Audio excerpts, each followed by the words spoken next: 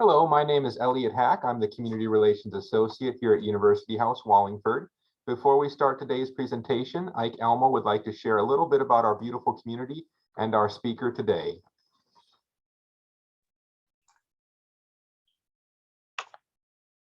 Thank you, Elliot. In affiliation with University of Washington Retirement Association, University House Wallingford residents benefit from the partnerships developed with the University of Washington Schools of Nursing, Social Work, and Pharmacy to deliver innovative programs designed with healthy living and a lifelong learning in mind. If you are considering making a move to a retirement community, or you are very, very welcome to arrange a visit and explore everything we have to offer, including future health options and how our wait lists work. And now, it is our pleasure to welcome Dr. Nathan Dreesmann to University House Wallingford. Dr. Dreesmann graduated from the UW School of Nursing, where he studied the feasibility of implementing a virtual reality meditation program for fatigue self-management in outpatients and rheumatoid arthritis. He now works for a virtual reality startup, Virtual Therapeutics. Thank you so much for joining us today, Doctor. We're looking forward to hearing from you. Thank you so much for that wonderful introduction. It's a pleasure to be here with you all today, and happy to be able to share a little bit about virtual reality and extended reality. Dr. Dreesmann, you are muted right now. All right, let me. Actually, I think your sound. Okay. No, it's up. I could hear Dr. Dreesmann, so it might have been your computer, Elliot. All right, you guys can hear me okay? Yes. Okay, all right. So we'll go ahead and proceed. So again, thank you again. My name is Dr. Nathan Dreesmann, and I'm going to be talking to you all today about extended reality, the present state and future directions of immersive environments for health and healing. And so as we get started, really, we're going to be talking about a little bit of the what's and whys and how's of extended reality in general, and then think about, where is XR currently being used in healthcare and therapeutics? What can we expect in the near future? As well as, what are some of the safety implications around using this technology, as it is kind of a newer and up and coming technology in many ways. And so as we start this talk, really, it's great to be grounded in kind of, well, what is this stuff? And so when we think about, it's really on a spectrum. When we think about our real environment, what we physically interact with our five senses, really that's on one end of the spectrum. And then we have a virtual reality, which is an immersive reality, which is digitally rendered, created, that we can also then interact with specifically. And so between these kind of two poles, really, we also then have an augmented reality, or AR. And a key difference here is, whereas in virtual reality, similar to our real environment, we are completely encased in this virtual world. Augmented reality takes our real environment and it overlays, virtual elements into that world so that we can see them and potentially interact with that environment. Now, all of these things, so augmented reality and virtual reality, are kind of what's termed extended reality, but there's also a lot of other elements that can potentially fall into what extended reality is. And there's also a lot of different terms that can be utilized and are utilized for these same things. You may hear of mixed reality as another term that's used to kind of encompass or explain these things. And so depending on the hardware, software you use, where you go, you may hear some different terms, and that's okay. The big thing is we're going to be talking mostly about virtual reality and augmented reality today, and just bring a little more understanding around those two areas. Another thing to keep in mind today is that we're really taking a very high level approach. When you get down to the nitty gritty, there are a lot of very technical terms and issues that are used to describe these types of environments discreetly. And we're taking, just for the sake of time and to allow a lot of time for questions, really taking a very high level approach to understanding these things. So as we proceed then, and we think about, well, what makes up extended reality in general? And really, this is hardware that is utilized to create those environments and process those environments, and software that's being utilized within them, right? And even more than that, we also have to think about, well, what's the environment that this hardware and software is being utilized?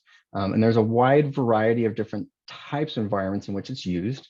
For example, a more simple approach is for augmented reality, for example, is Pokemon Go.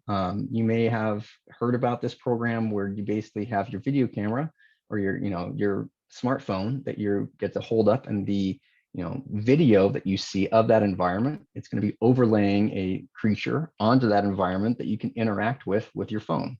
So that's a more simplistic use case that you have for augmented reality. And then on the other end of the spectrum, we have things like a virtual reality cave environment, as you can see in the bottom right here, where we're utilizing projection to be able to project into this larger environment. And the benefit of that is that you can utilize it to have the same experience with multiple people concurrently, as you can see with these two kids here, where you're able to go into that environment and enjoy it together. Now, the majority of what we're going to be talking about today is somewhere in between, and that's talking about a head-mounted device, and there's an example in the middle, or a VR or AR headset. And so really what determines what you use is the purpose. What's the purpose of the environment? How are we trying to utilize this to enhance therapy or health and healing? And so for the vast majority of the time, many use cases now are turning towards a head-mounted device just because of the flexibility it offers in experience. And so that's what we'll focus on today. Now, again, when we think about, well, why extended reality, and there's, why are we actually thinking about this as a therapeutic? There are many, many reasons here. And we're seeing a large uptick in the amount of research that's going into on utilization of augmented and virtual reality for health and healing. If you were to go on to PubMed and look, search for the past 2 years, you'd actually find over 2,700 different articles on virtual reality alone, and over 800 on augmented reality. And that's largely because, our software capabilities to create content and environments that are compelling and immersive have increased exponentially of late. And really there are very few, if any, limitations to what can be created within these types of environments. Our imagination is really the only limit. And I'd say the other limit being that, what we know about given therapies and treatments is the other. And so that's kind of the space that we live in, is that we have so much potential to be able to translate current therapies into an immersive environment that's really drawing a lot of interest at large. And so that also means that we can utilize these environments in a number of different settings with many, many different people, which allows for a broad implementation of these technologies into areas where, maybe, in-person therapeutics might not be possible. And so it's really exciting to see this kind of merging of a lot of the things that we know work with technology that can help enhance the movement into the general public and general population. So now when we think about, well, that's all great. This is all pie in the sky, a lot of stuff. Well, how does it actually work?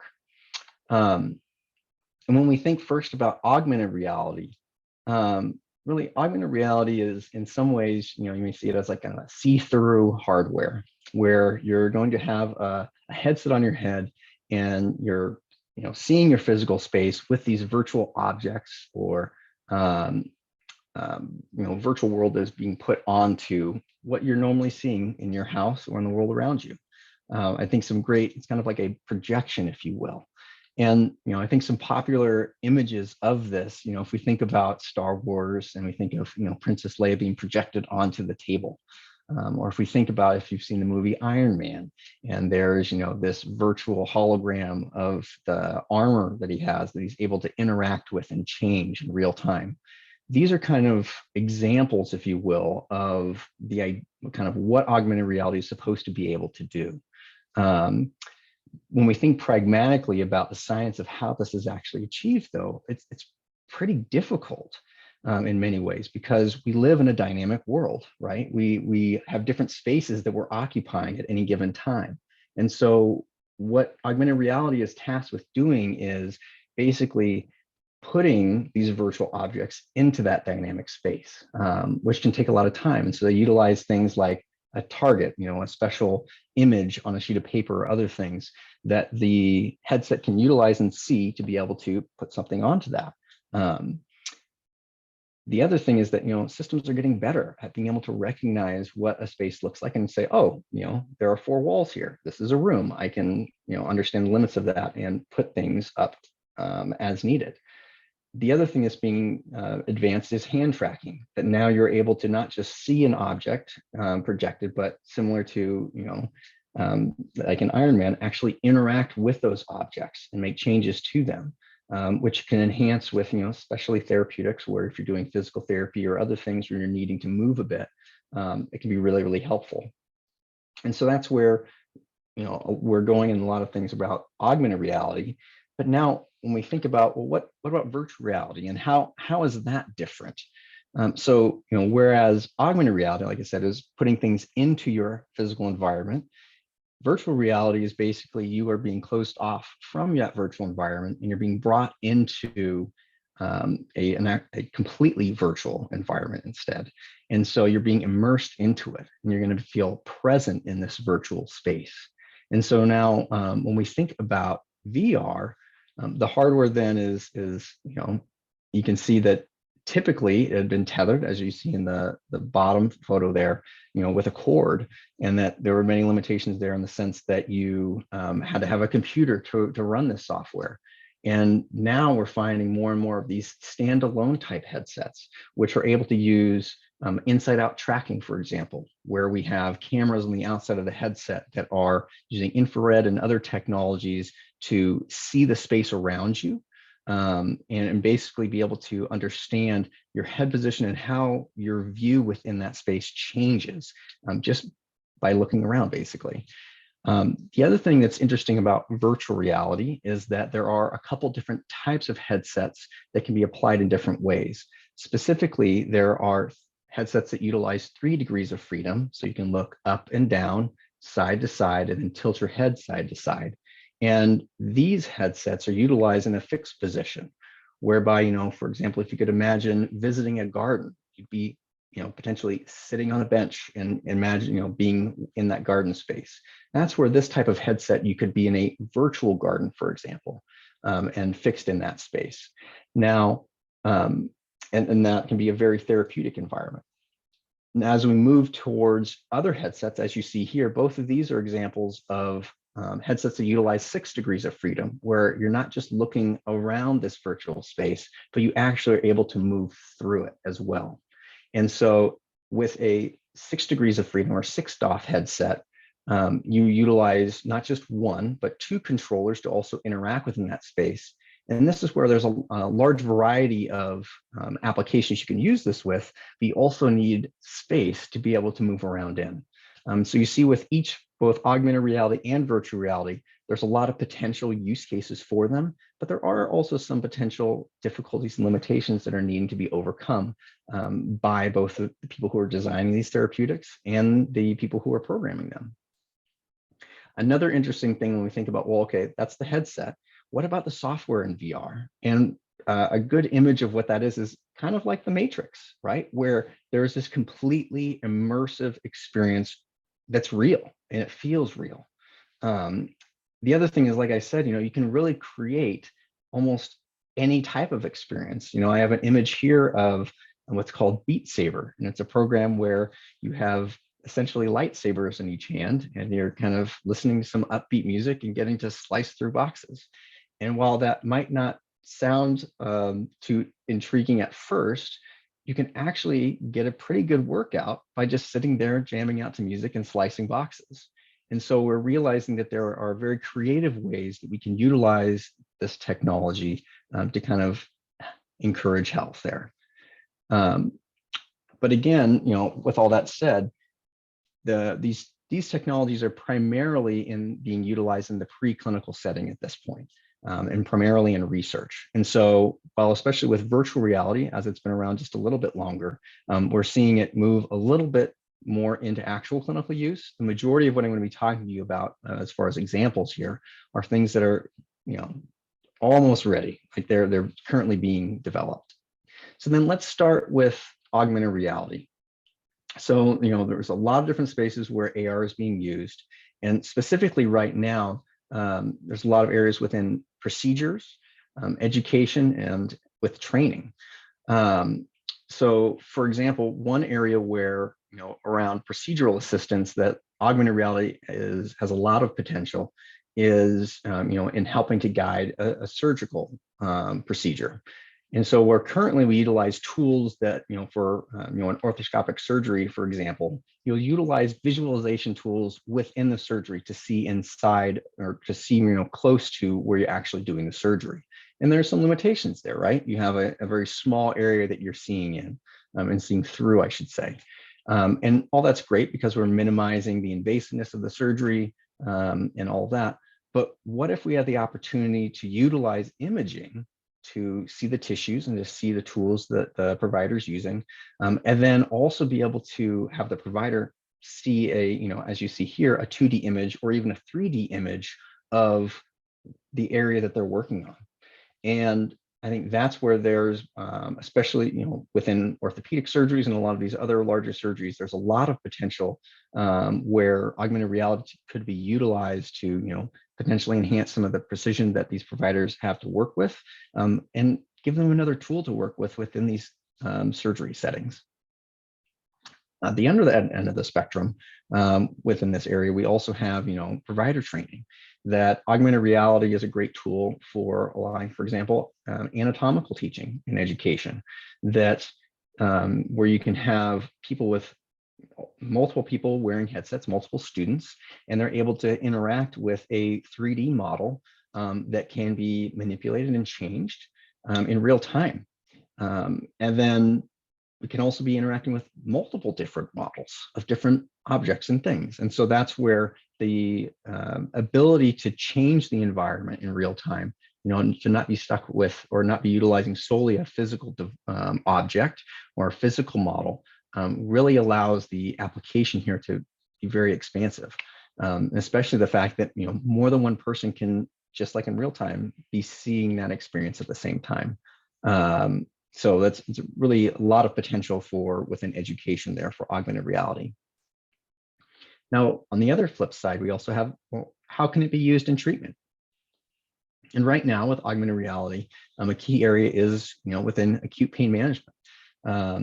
Distraction is actually something that has been used for quite a while to help with, for procedures or injections, or if you're inserting an intravenous catheter or an IV, using distraction during those times can be very effective at minimizing pain. And this is another area where, having a virtual object to draw the attention of, for example, a small child or someone who has difficulty with these types of procedures, it can be very effective. And so there's a lot of interest in utilizing augmented reality for that. There's also other areas where it can be utilized. Here you can see a picture of, Aspire, that is, the program's has a lot of potential for use with, arachnophobia.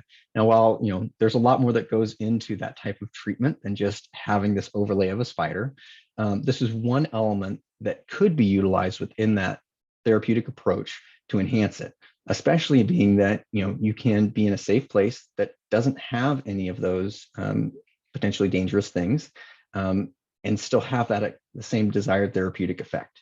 So, and again, within behavioral health, with phobia treatments, potentially addiction treatments, and other areas, there's a lot of potential for augmented reality, and there's a lot of areas that are slowly being explored within that area.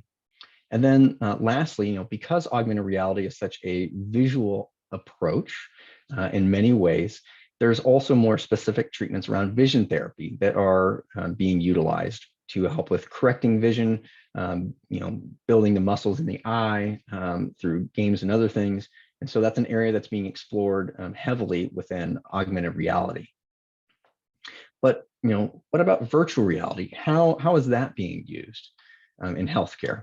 And so within education and training, similarly to augmented reality, where it's being used in real time, VR then is also being utilized for simulation and training. And a key example for this is for in urology, for example, with performing cystoscopies, that a resident within a urology resident in that 4-year time, they'll have a limited number of these procedures that they would be able to perform in their training. So being able to perform these procedures is helpful for them to learn how to do them better. Using virtual reality, we can give these providers a very similar experience, and basically they can practice doing these procedures without actually having to interact with a physical person. And we can, again, it's not just seeing the same thing over and over to practice, but seeing a large variety of different, types of anatomy, a lot of different types of procedures, some that may be more acute or more emergent. And so because of how much we can change those environments to really meet the training needs of these providers, virtual reality has a lot of potential then to enhance the training of our providers in the future. And this is one area where it's already being implemented in many ways for surgical training. In addition to that, especially when we think of like coming as a registered nurse, we're trained in how to assess and work with people in real time. And we can now utilize virtual reality to teach some of those assessment skills, especially in trying to enhance how, what are the steps that I go through to assess different body systems? What's my approach? Virtual reality provides an opportunity for students to be able to practice this stuff before they actually put their hands on a real patient. And there's a lot of benefit to that. In addition to that, not just the assessment skills, but situational training.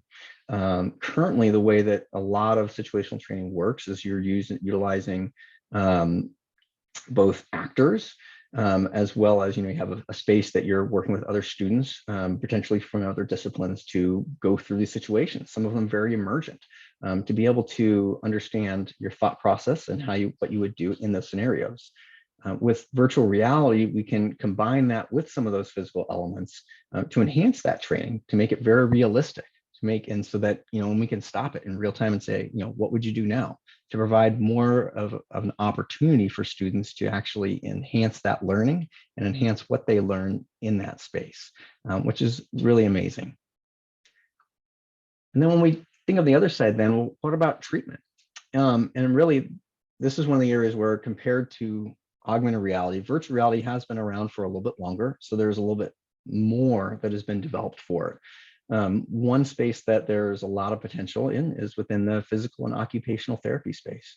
That, it's amazing to be able to utilize things that we know work, for example, like mirror therapy and other treatments, where by altering what you are seeing your body doing, you can actually enhance some of the neuroplasticity there, and enhance the gains from a physical perspective, especially with like stroke management and other things. And so that's where VR has a lot of potential. It's actually being utilized in some cases to do that.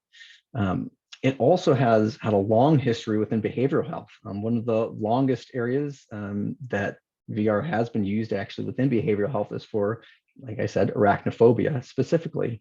And some of that work was originally done here at the University of Washington. And so, and that's one example, but an even better example is actually with, for example, the fear of flying. That in order to do exposure therapy around that, you have to go to an airport. You have to go through that process, and get on potentially an actual airplane. With VR, we can bring somebody through that therapeutic experience without having to go to those physical places. And the same with fear of heights. We can take somebody and gradually increase, for example, the height of where they're at, to help with that therapy. And so there's a lot of potential within behavioral health for virtual reality specifically. But it's not just limited there. Acute pain management, I'd say, is another area where VR has been utilized for quite some time, and specifically around, for example, burn pain management. that virtual reality has been used since the late 1990s, even here at Harvey Medical Center, to assist with, people who have undergone a very large burn and are having to do physical therapy and wound care for those as a part of their treatment. Being able to utilize virtual reality as a distraction from that pain has been shown to be very effective, and this is one area where there is definitely more uptake of the technology within the field and within the clinical use. But we're also seeing a lot more of its use within chronic pain areas as well. We recognize that there are behavioral health approaches that are non-pharmacologic, such as cognitive behavioral therapy, that are highly effective in decreasing chronic pain. And we're now seeing the translation of some of those approaches into a virtual environment to help enhance them and to help allow for their use outside of the clinical setting. Similarly to with augmented reality, we also see because VR, you're being very immersed into this virtual environment, that again, there are some great vision therapy approaches. There's even one I know of where there was an individual who had vision issues themselves, and they worked to develop a program for others who had similar issues. So using virtual reality once it became available. And so there's some great approaches that are also, again, starting to be utilized at eye care clinics and within eye care to help with some of these therapeutic approaches. But also it's important to think about just in general, there's also a lot of wellness approaches that are have been available and are currently becoming more available within virtual reality. And so that includes approaches like mindfulness and mindful meditation. There's also apps that can bring you into a natural place, nature apps that allow you to, without having to leave your actual home, you can go to these wonderful places. And that's similar also with travel, that you can go to visit some great places around our world without actually having to buy a plane ticket and physically go there. You can still have a very similar experience from the comfort of your home. And so again, the capabilities here around VR and AR are really very nearly endless. And it's just great to be able to see some of these things becoming more available. And so what then can we expect in the near future around some of this? That, virtual reality is becoming smaller and user-friendly. Here's an example of a headset that just recently came out has a very small form factor and is a little bit easier to wear. And instead of having typical controllers, you just have your phone that you're able to interact with and use as a controller. And so I think there's definitely a shift towards more user-centric devices that are easier to use, which is great. The other reality is that this hardware and software is getting more cost effective, which is wonderful. You can actually go to Costco right now and pick up a 6 Degrees of Freedom headset for a fairly reasonable price. And so that's also allowing, there's more availability of these tools, which is really great for allowing people to access a lot more of these therapeutics. We're also seeing a movement. There's been a lot of wellness products that have been available, and there's a movement towards developing more adjunctive treatments, as well as therapies for more specific indications, as we described here. And so that's also a really great thing, because that means we are having more involvement by clinicians to help develop these tools, because there's so many things that we know work from a therapeutic perspective. And we're able to now translate those into a virtual space, like I said, that is more deployable to a broader variety of people. The other thing that's coming and is here in many ways is the integration of sensors into this experience that are allowing patients to experience the environment in a better way, and encourage the therapeutic itself, whether it be via biofeedback or to be able to just feel more present in that virtual space. So I think as we, in the coming years, like some of this is kind of already here, but we're going to see more and more of this, and we're going to be seeing virtual reality become more available to a number of people for therapeutic opportunities. So now, again, as a clinician, I'd be remiss if I didn't talk a little bit about some of the safety around using these devices. And so, in reality, virtual reality is actually, it's come to the forefront largely very recently, but it was first developed, in the 1960s. And since then, we've come a long way in our hardware and our approaches. And so a lot of the, things like cyber sickness that we had heard about, or that, you'd seen maybe in a flight simulator, for example, we've been able to eliminate a lot of those effects simply because of the, how we've been able to enhance the hardware and the software that we use in these devices. And so that's, while there's still some people who do have these things similar to motion sickness or seasickness, that, there's some care that needs to be taken. It's really, fortunately, not as much of an issue anymore. But one factor that really plays a lot into that is the use time. And that, there are guidelines around how often you should be using these devices and for how, and that tends to be around 15 minutes or so. You can use it for a little bit more than that, sometimes up to 30 minutes, depending on the indication. But, there are basically, there are some parameters, or especially for virtual reality, where you're being encased in that VR environment, that, it's good to stick to those for now. And as we continue to develop safer systems and other ways of utilizing this technology, I think we're going to be able to see you'll be able to use it for longer periods of time as well. One thing specific to virtual reality, since we're closing people off in many ways and immersing them into this virtual world, is environmental hazards, that especially with a system that you are moving through a physical space without actually seeing it, you have to keep people safe. And it's been great to see the development of things like, these boundaries, as you can see in the bottom picture here, where, you're able to set what the physical space, what your boundary is within the physical space to keep yourself safe. And then as you are moving through the virtual environment and you come up against those boundaries, you see them.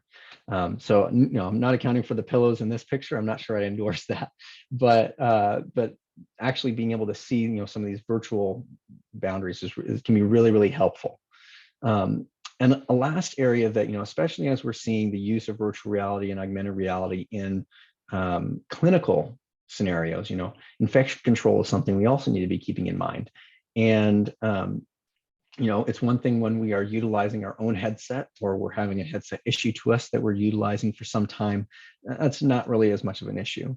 But as we begin to see this in use more, especially in clinics and other areas where multiple people might use the headset during a given time, there are measures that are being taken to ensure that they're cleaned properly, and made sure that we can keep people safe when they're using them.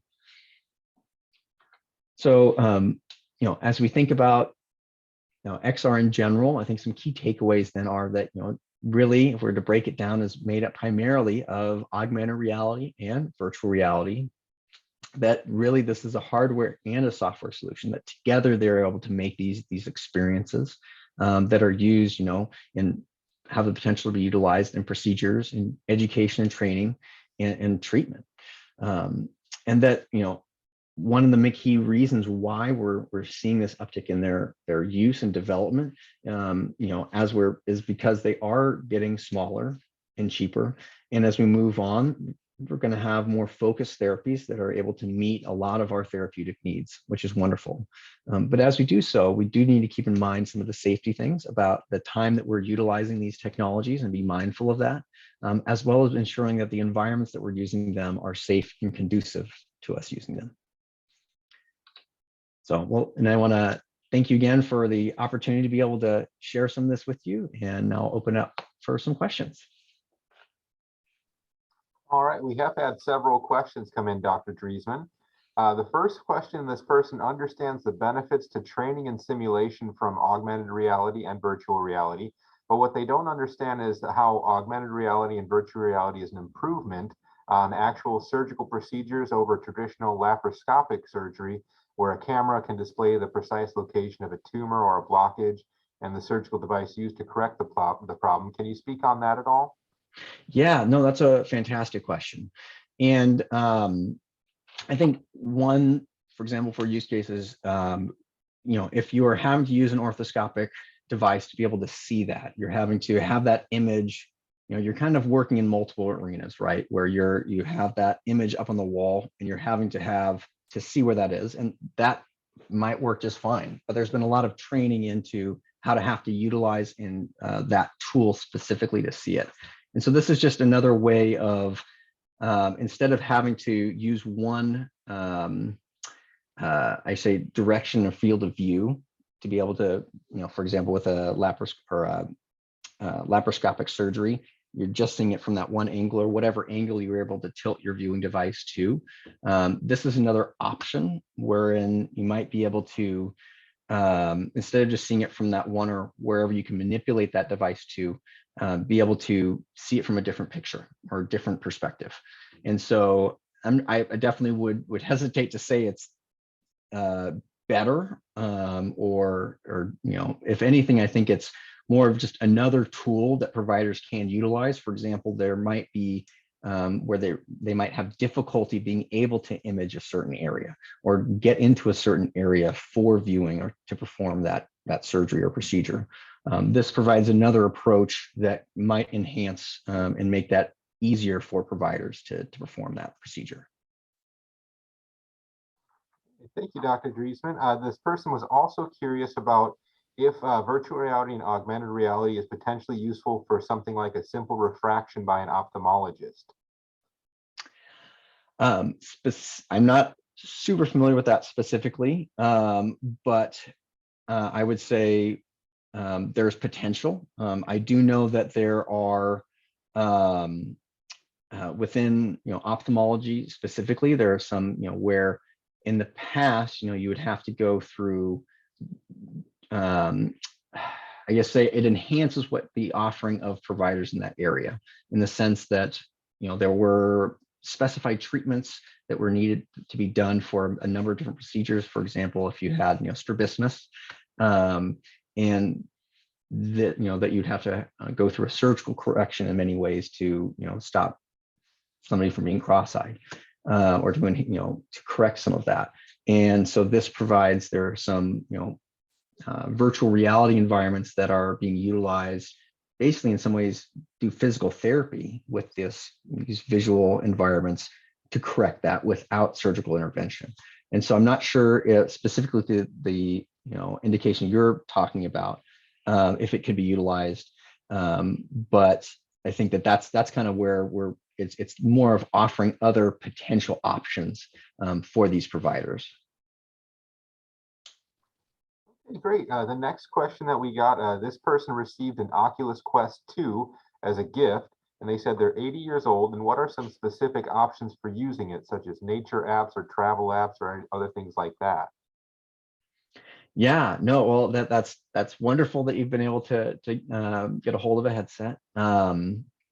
There are a number of different options out there, and I think that I'm not sure if I could recommend necessarily one in particular, but I'd say just start trying them. I think one thing is that as you begin to utilize the headset, I mean, obviously with that device, you want to ensure you have ample space around you to maintain safety. But as you begin to try some of these different environments, you'll find that some are may fit your needs more, or you may enjoy those experiences more versus others. And as you try some, you may I think it's one of those things that you end up finding what fits your needs more, and what you enjoy utilizing more. And especially with that platform, there's a wide variety of different options out there. So I think you have lots of different options. Thank you, Dr. Dreesmann. The next person was wondering if you would be able to define adjunctive treatment at all. Oh yeah, adjunctive treatment. So a lot of times, for example, with rheumatoid arthritis, for example, your primary, a primary course of treatment within that tends to be utilizing pharmacologic, so medication as a means of minimizing the symptoms and the inflammation symptoms for that disease.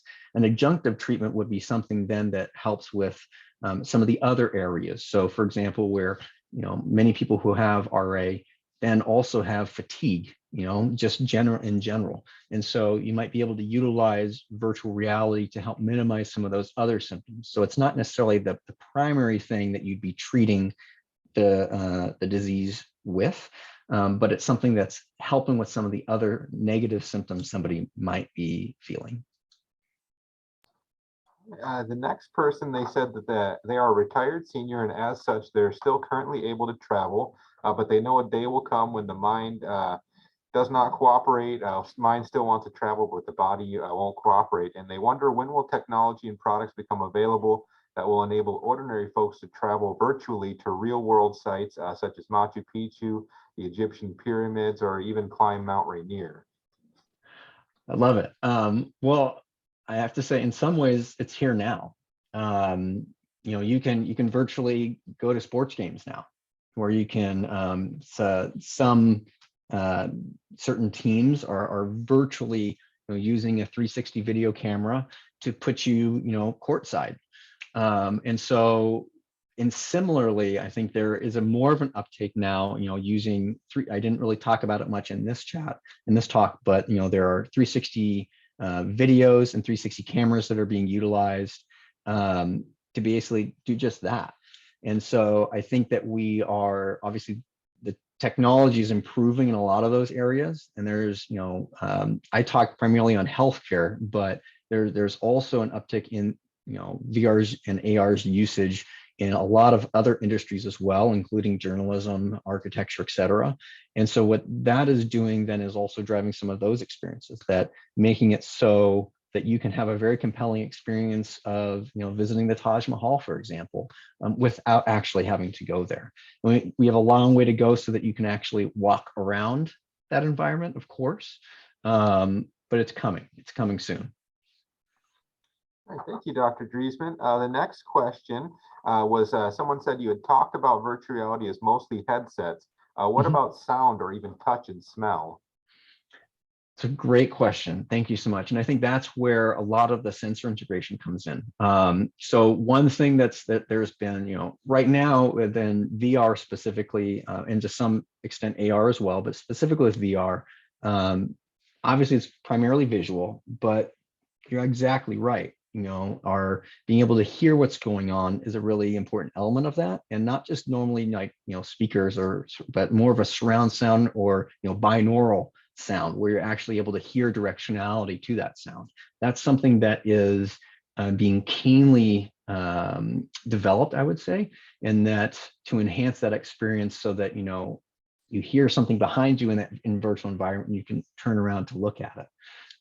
So I'd say that is in development. There's actually special devices that are being created. It's basically like somebody's head with actual ears, with the mics for collecting that sound where your ears would be, in order to actually, anatomically in a way, collect sound the right way, the way we would experience it.